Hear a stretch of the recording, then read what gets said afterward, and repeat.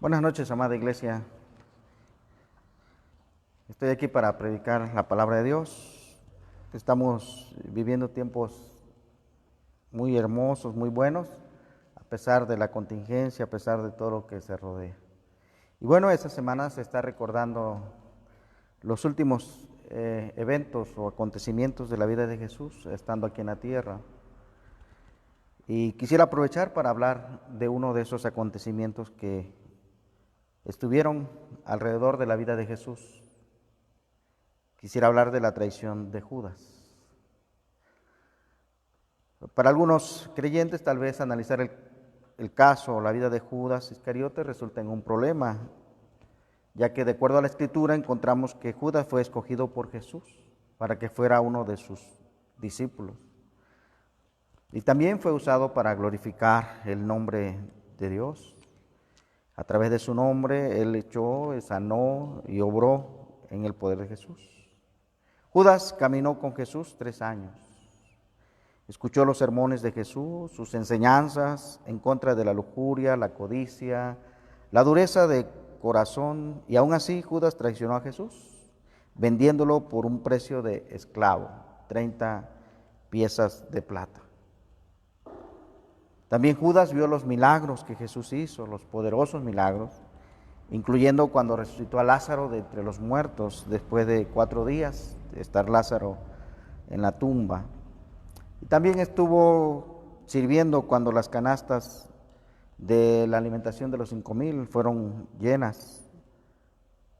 Así que podemos aprender y entender en la Biblia que Judas tiene una trayectoria muy importante alrededor de Jesús. Quisiera leer una escritura que dice en el libro de 1 de Corintios, capítulo 10, verso 11, dice: y estas cosas les acontecieron como ejemplo, y están escritas para amonestarnos a nosotros, a quienes han alcanzado los fines de los siglos. ¿Verdad? Quiere decir que esta historia, la vida de Judas, nos sirve como ejemplo y nos sirve como una amonestación. No debemos imitar lo que él hizo, sino que debemos aprender de lo que hizo incorrectamente. Quisiera llevarlos a ese entendimiento, ¿verdad? Y ver cómo Judas llevó a cabo la traición de Jesús y tener algunas lecciones de vida que podamos aprender de él. La Biblia dice en Lucas capítulo 22, verso 3 al 6, y entró Satanás en Judas, por sobrenombre Iscariote, el cual era uno de los 12. Y este fue y habló con los principales sacerdotes y con los jefes de la guardia de cómo se lo entregaría. Ellos se alegraron y convinieron en darle dinero, y él se comprometió y buscaba una oportunidad para entregárselo a espaldas del pueblo. En esta escritura encontramos cómo Judas con el Sanedrín planean la traición, planean la entrega de Jesús. Él vino con los del Sanedrín y les dijo que él podía entregarse. Ellos convinieron en darle un dinero, se comprometieron a que le diera un dinero, y él se comprometió a buscar una oportunidad para podérselo entregar a espaldas del pueblo. Es en ese momento que Satanás entró en el corazón de Judas. Él hizo cambiar los planes del Sanedrín, ya que el Sanedrín no quería apresar a Jesús en el tiempo de la Pascua, porque tenían temor del pueblo. Pero a cambio de lo que Judas le dijo y a cambio del dinero que le dieron a Judas, decidieron entrar y hacer y llevar a cabo la traición. También la traición no fue ignorada por Jesús. Libro de Mateo capítulo 26, versos 20 y 21. Dice la Biblia, cuando estaba Jesús con sus discípulos y entre ellos estaba Judas, dice: cuando llegó la noche, se sentó a la mesa con los 12. Y mientras comía, dijo: de cierto os digo que uno de vosotros me va a entregar. Jesús estaba consciente que alguien lo iba a entregar, alguien lo iba a llevar a que lo juzgaran y lo llevaran a la muerte. Él sabía que ya Judas estaba tramando en su corazón el poder traicionar a Jesús. Así que sorprendentemente Jesús le dice a Judas y le dice a los 12, a los 11 más que estaban ahí, que uno de ellos lo iba a entregar. Podemos entender que la traición ya la conocía Jesús, ya sabía que había traición para él y sabía quién era el que lo iba a entregar. Podemos también encontrar en la Biblia el momento en que Judas llevó a cabo la ejecución de la traición. Leemos en la Biblia, en el libro de Mateo capítulo 26, verso 47 al 50. Mientras todavía hablaba, vino Judas, uno de los 12, y con él mucha gente con espadas y palos de parte de los principales sacerdotes y de los ancianos del pueblo. Y el que le entregaba les había dado señal diciendo: al que yo besare, ese es, prendedle. Y enseguida se acercó a Jesús y dijo: salve, maestro, y le besó. Y Jesús le dijo: amigo, ¿a qué vienes? Entonces se acercaron y echaron mano a Jesús y le prendieron. Podemos aprender de la ejecución de la traición que hizo Judas a Jesús. En primer lugar, que Judas sabía dónde iba a estar Jesús y con sus discípulos en qué lugar se iba a encontrar. Así que él planeó la perfecta oportunidad para llegar al huerto de Getsemaní, donde estarían solos Jesús y sus 11 discípulos, y sería una gran oportunidad para prenderle fuera de la vista de los demás. En el verso 48 encontramos que él le da una señal a la gente para que sepan quién es y no se equivoquen. Tal vez por la oscuridad de la noche, por las vestimentas muy similares, pudiera haber un error y tomar a la persona equivocada. Pero Judas da una señal y dice que al que él besare, ese es. Así que con un beso como señal, él llega para entregar a Jesús. Él había dado una señal a esta gente que no sabía eso.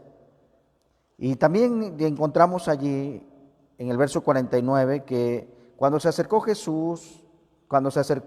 a Jesús Judas, le dijo: salve, maestro, y le besó. Judas le llamó maestro. Algunos eruditos y escritores consideran que Judas ni una sola vez llamó a Jesús Señor. Siempre le llamó maestro. Probablemente eso revele que no había una entrega completa, que había intereses de por medio y que solamente estaba cerca de Jesús porque había intereses que él tenía que lograr. Y en el verso 50, Jesús le pregunta a Judas: ¿a qué veniste? ¿Para qué veniste? Y Judas no contesta esa pregunta. Así que podemos ver y analizar esta traición, podemos ver el desenlace de esta trama, de cómo Judas planeó y llevó a cabo y ejecutó la traición. Entendemos que su corazón no era un corazón sano, era un corazón con algunos problemas espirituales y que estaban dentro de él. Quisiera enseñarle 3 lecciones que podemos aprender de la vida de Judas, para que nosotros aprendamos y podamos evitar ese tipo de situaciones o ese tipo de forma de vivir como lo hizo Judas. En primer lugar, quiero decirles que es posible estar cerca de Jesús y a la vez estar lejos. Es posible caminar con Jesús, es posible oír las enseñanzas de Jesús, es posible asistir al templo, es posible estar constantemente escuchando prédicas, enseñanzas, estudios bíblicos, es posible convivir con cristianos, pero a la vez estar lejos de Jesús. Judas probablemente nunca amó a Jesús, prefirió las cosas terrenales antes que a Jesús, por eso lo traicionó. La Biblia da testimonio de que Judas, en el capítulo 12 de Juan, verso 6, dice así: pero dijo esto no porque se cuidara de los pobres, sino porque era ladrón y teniendo la bolsa sustraía de lo que se echaba en ella. Judas era el tesorero, era el que guardaba los tesoros de Jesús, pero la Biblia dice que él sustraía de lo que se echaba en ella. Así que a él le interesaba más dinero, que hubiera más dinero, más ingresos para poder sustraer una cantidad mayor. No estaba preocupado por ayudar a los pobres. Es muy importante conocer nuestros motivos, saber cuáles son las motivaciones que están en nuestro corazón. Alguien dijo, no hagas cosas malas que parezcan buenas, ni buenas que parezcan malas. Toda acción debe ser analizada en nuestros motivos internos. Judas tenía motivos equivocados, aunque las acciones parecieran buenas, cercanas.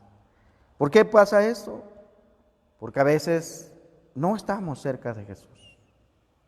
A veces estamos lejos, aunque andamos cerca, ¿verdad? Es una paradoja, es una contradicción, aunque estamos a veces escuchando el mensaje, leyendo la palabra, andando con otros cristianos, sirviendo a veces en el templo, haciendo cosas de cristianos, pero nuestro corazón no tiene una relación permanente con Jesús.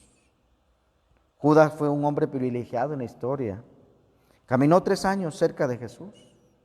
Fue testigo de milagros asombrosos e inclusive predicó juntamente con los otros discípulos. Pero nunca valoró y amó a Jesús de tal manera que él pudiera vencer esa tentación de traicionar a Jesús.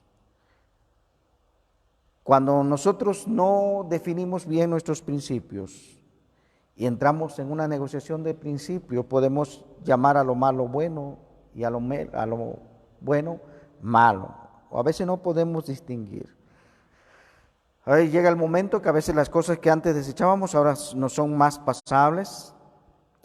Y todo esto es la diferencia de andar con Jesús o estar lejos de Jesús. Su presencia es la única que nos puede transformar y cambiar. Su presencia es la única que puede hacer algo extraordinario en nuestras vidas. Pero necesitamos tener abierto nuestro corazón. Necesitamos tener dispuesto nuestro corazón y acercarnos en fe. Dice que si nos acercamos en fe, confiadamente, vamos a hallar el socorro, la ayuda de Dios. Toda la gente que se acercó a Jesús con fe, con confianza. Aquella mujer que vino y tocó el borde de su manto y dijo, si tan solo toco el borde de su manto seré sana, fue sana. Aquel hombre que vino llamado Jairo y pedirle que fuera para que sanara a su hija porque estaba a punto de morir. Cuando llevó a Jesús a casa, no solamente su hija había muerto, ella estaba allí, ya estaban haciendo todos los preparativos para el sepelio, para lo que tenían que ver con los muertos. Y Jesús la resucitó.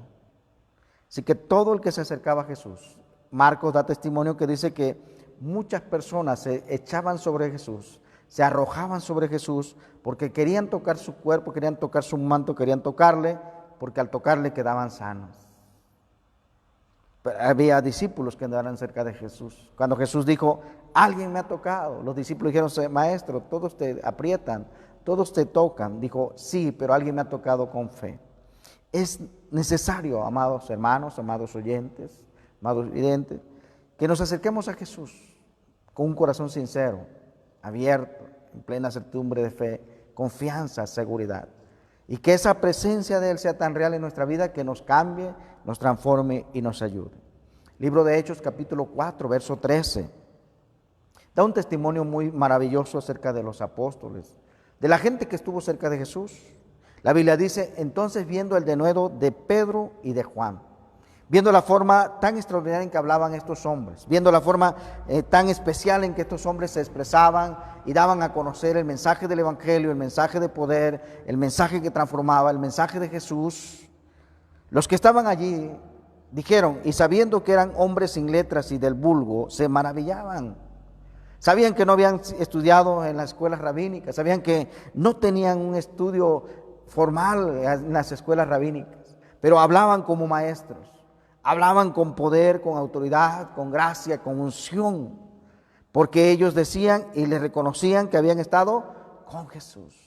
Quiere decir que estos 11, esos 3 años que estuvieron con Jesús, esos 3 años que caminaron con Jesús, esos 3 años donde Jesús estuvo con ellos, habló con ellos, platicó con ellos, comió, durmió, caminó, enseñó, sanó, hizo todos los milagros, absorbieron la presencia de Jesús en sus vidas.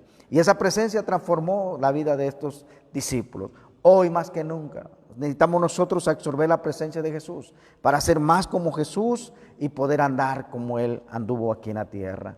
Dios quiere manifestar su gracia y su gloria. Y es posible que nosotros estemos cerca de Jesús y a la vez estemos más unidos a Jesús, no más lejos como estuvo Judas. Es necesario que usted se acerque a Jesús en plena certidumbre de fe, en esa confianza, de tal manera que en su vida haya manifestaciones de la presencia de Dios, haya manifestaciones de la gracia de Dios en su vida. Que cuando alguien lo vea, lo oiga, lo escuche, hablar de Jesús, dar su testimonio de Jesús, predicar la palabra, enseñar la palabra, orar por alguien, sepa que usted ha estado en la presencia de Jesús, sepa que usted ha estado siendo transformado por esa presencia maravillosa que es la presencia de Dios en la persona de Jesús. Por eso lleva el nombre de Emmanuel, Dios con nosotros.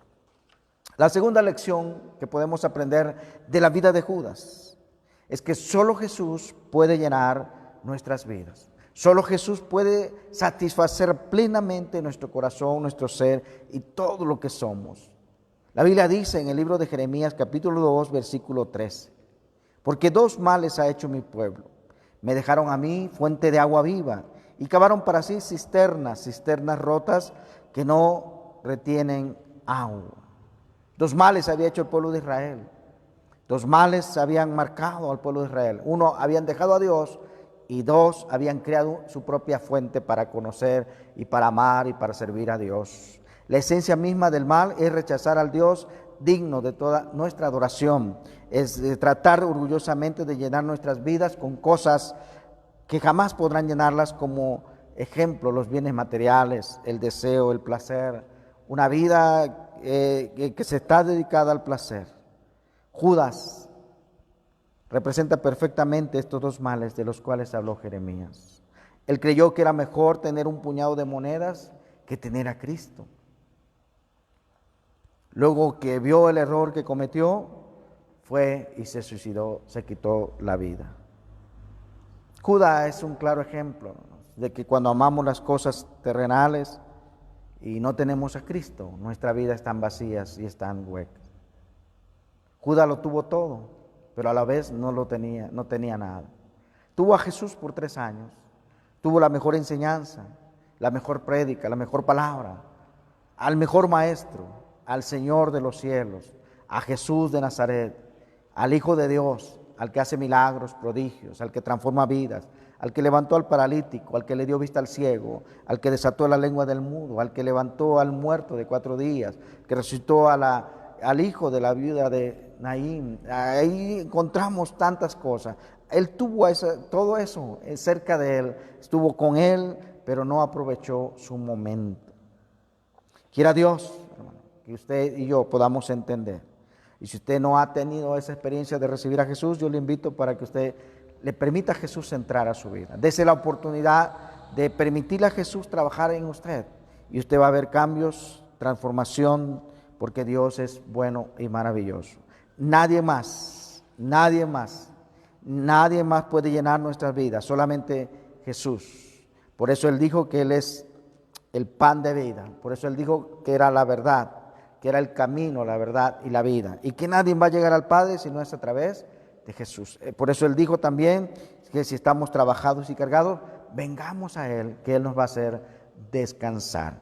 No hay otro que pueda llenar nuestras vidas. En la vida de Judas, en el ejemplo de Judas, podemos encontrar que su vida estaba vacía. Trató de llenarla con la codicia, con la avaricia, con el dinero, con las cosas materiales, pero no pudo estar satisfecho.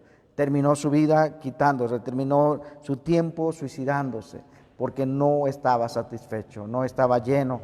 Qué triste es que podamos tener la oportunidad de conocer, de amar, de caminar con Jesús, de vivir con Jesús cerca de Él, aprender de Jesús y que nuestras vidas sean transformadas y que no lo aprovechemos. Este es nuestro tiempo, este es nuestro momento. Usted que está en casa, usted que pasa mucho tiempo ahorita en casa, en esta cuarentena, en este tiempo que nos han pedido el aislamiento, que nos han pedido estar en casa, pueda aprovechar su tiempo para pasar tiempo con Jesús y que Él transforme su vida, cambie su vida y cuando terminemos esta cuarentena podamos salir llenos de la gracia y de la presencia de Jesús, transformados en nuestros hábitos, en nuestra forma de hablar, en nuestra forma de pensar, transformados en muchas cosas en nuestra vida, de tal manera que irradiemos la vida de Jesús a través de nosotros. El apóstol Pablo dijo: ya no vivo yo, mas ahora Cristo vive en mí, y lo que vivo en la carne, lo vivo en la fe del Hijo de Dios, el cual me amó y se entregó a sí mismo por mí. Vivamos la vida de Jesús en nosotros. Le permitamos a Dios que Él llene, que Él sacie, que Él revista. Sé que hay preocupaciones, sé que hay necesidades, sé que algunos están preocupados por las cuestiones de materiales, por la cuestión de provisión, pero podemos confiar en Jesús y podemos pedirle a Él que nos ayude, que nos dé su gracia y que nos bendiga. Él nos dará toda clase de bien y de favores sobre nuestra vida. Algunos estamos preocupados también por la cuestión del contagio, de la enfermedad, de que la salud pueda perderse. Podemos confiar en Jesús, que por su llaga somos sanados. Podemos confiar en Jesús, que con su sangre preciosa somos cubiertos y somos libres de todo mal. Podemos confiar en Jesús, que Él nos va a librar de toda peste destructora, de todo lazo del mal, y podemos confiar en Él y descansar en Él confiadamente. La tercera lección que podemos aprender de la vida de Judas. La primera es que podemos estar cerca y a la vez tan lejos de Jesús. La segunda es que solamente Jesús puede llenar nuestras vidas. Y la tercera lección, hermanos, es que nada puede detener los planes de Dios. Nada puede entorpecer lo que Dios ha determinado. Ni una plaga, ni una mala acción, ni un rey, ni un gobernante. Nadie puede detener lo que Dios ha determinado hacer. Él lo va a llevar a su perfecto término. Él va a completar todo lo que ha determinado hacer. La historia no la dirige la circunstancia, no la dirige la situación, no la dirige Satanás, no la dirige un gobierno. La historia la dirige Dios. Él dice que Él pone reyes y quita reyes. Él es el que hace la historia. La Biblia, en la historia nosotros sabemos que hay un antes y un después. Cuando Jesús nació, cuando Dios se encarnó y se hizo hombre, empezó la historia y antes de Cristo y después de Cristo. Así que podemos tener plena confianza que el control absoluto lo tiene Dios. Nadie, ni siquiera una tormenta, ni siquiera un cambio climático va a afectar los planes de Dios. Todo Dios lo va llevando conforme Él lo ha determinado. Eso dice la Biblia, eso nos enseña la Biblia. Estaba decretado, estaba anunciado, estaba escrito que alguien iba a traicionar a Jesús para que diera su vida por nosotros. La traición de Judas fue anunciada mucho antes de que ocurriese. Sin embargo, nadie obligó a Judas a traicionar a Jesús. Judas se entregó a Satanás y llevó a cabo su traición y maldad por voluntad propia. Dios no forzó a Judas, Dios no nos va a forzar a hacer lo malo, Dios no nos va a forzar a que hagamos lo incorrecto, pero Dios, que es tan grandioso y transformó la traición de Judas en bien. Dios tiene el control absoluto de todo. Así que Judas es un gran ejemplo de que los planes de Dios no pueden ser frustrados, La iglesia no va a parar de predicar el Evangelio. La iglesia no va a detenerse de predicar el Evangelio de Jesús. La Biblia dice muy claramente que las puertas del Hades no prevalecerán contra la iglesia. Este es el tiempo, esta es una gran oportunidad. No se nos está impidiendo predicar el Evangelio. Solamente se nos está pidiendo que nos quedemos en casa, que nos resguardemos, pero podemos seguir predicando, adorando a Dios con todo nuestro corazón y con toda la libertad. En casa, en donde estemos y a través de los medios que tengamos podemos seguir hablando de Jesús. Pero sobre todo podemos tener esa íntima comunión con Jesús. Es misterioso como Dios, es soberano sobre todas las cosas y al mismo tiempo el hombre es 100% responsable de sus decisiones. Pero todo lo que Dios tiene en mente hacer, lo va a hacer sin ningún problema. La Biblia dice en Romanos que a los que aman a Dios, todas las cosas les ayudan a bien. Esto es, a los que conforme a su propósito son llamados. Podemos confiar en ese Dios, que Él va a dirigir todo este tiempo, que Él está dirigiendo y tiene el control de todo. Nadie tiene el control sobre esta situación, solamente Dios. Y podemos descansar en Él. amados oyentes, yo les invito a que podamos poner toda nuestra fe y toda nuestra confianza en Jesús, que mantengamos nuestra fe en Él, que no dejemos que el pánico, el temor, el terror nos agobien, sino que aunque estemos en casa, aunque no estamos llegando al templo, aunque no nos estamos reuniendo en el templo, podamos seguir adorando a Dios con toda la libertad que tenemos, podamos seguir haciendo las acciones que debemos hacer, podamos seguir desarrollando nuestra vida en Cristo. Y si usted todavía no ha tenido esa oportunidad, no ha hecho esa decisión, lo puede hacer. Puede usted abrir su corazón e invitar a Cristo a entrar a su corazón, aceptarlo como Señor y Salvador y ser transformado por el poder de Jesús. Dios desea que no estemos en un estado como el de Judas, que no vivamos la vida como Judas, en un estado de tibieza, en un estado donde nuestra relación sea relativa. Él quiere que usted y yo tengamos una relación viva con Él como hijos de Dios.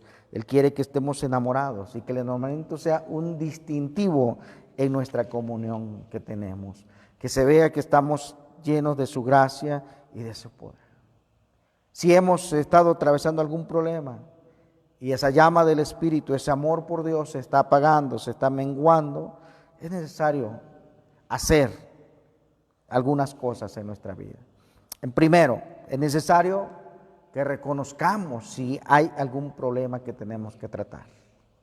Judas tenía un problema con la avaricia, pero no lo trató. Necesitamos nosotros reconocer si es un problema el que nos está impidiendo y nos está limitando y nos está manteniendo en un estado de tibieza, de tranquilidad, de pasividad, en un espíritu no perdonador.